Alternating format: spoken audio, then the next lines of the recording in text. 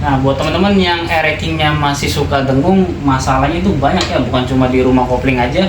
Nah, jadi di sini misalnya di rumah kopling oke, kuningannya oke, dan juga gigi primernya oke. Nah, tapi ininya oblak bandulnya atau di kruk asnya itu bikin ini juga dengung juga ya. Kalau kruk asnya itu oblak, nah itu ngaruh juga teman-teman. Jadi diusahain kalau dibiarin aja itu nanti si rumah koplingnya itu juga ikutan aus teman-teman, harus buru-buru diganti ya, walaupun nggak ada budget ya nanti aja ditaruh aja dulu di rumah misalnya gitu. Jadi buat teman-teman yang rackingnya masih dengung, banyak faktor ya, dari di sininya juga nih sirip-siripnya ini apa yang buat di tempat rumah kopling juga udah kemakan, itu bisa juga ngaruh. Dari kuningan, bosing yang warna putih di dalam ini, dan juga gigi primer juga ngaruh teman-teman. Jadi yang punya masalah yang masih rackingnya masih dengung di bagian kopling ini, permasalahannya banyak ya, bukan cuma di rumah kopling aja. Jadi oke, segitu aja, nanti kita next video untuk bongkar semuanya ya, jadi biar ketahuan teman-teman. Oke.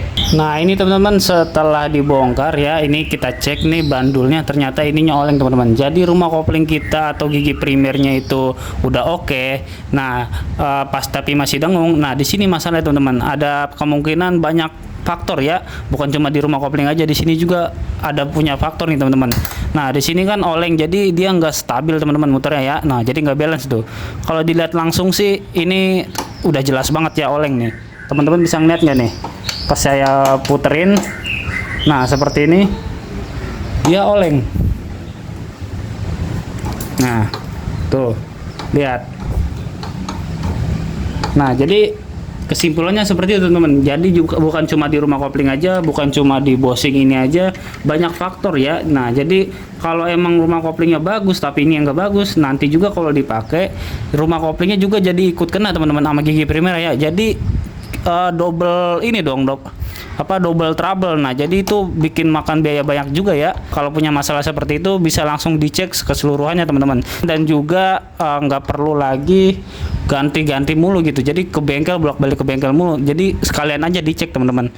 Nah jadi seperti itu ya teman-teman. Jadi jelas ya di sini, karena di sini udah kita bongkar. Jadi masalahnya bukan cuma di rumah kopling, ada juga buat di bandul kruk asnya ini teman-teman. Nih dia nggak balance, maksudnya nggak seimbang ya, dia oblak nih, goyang.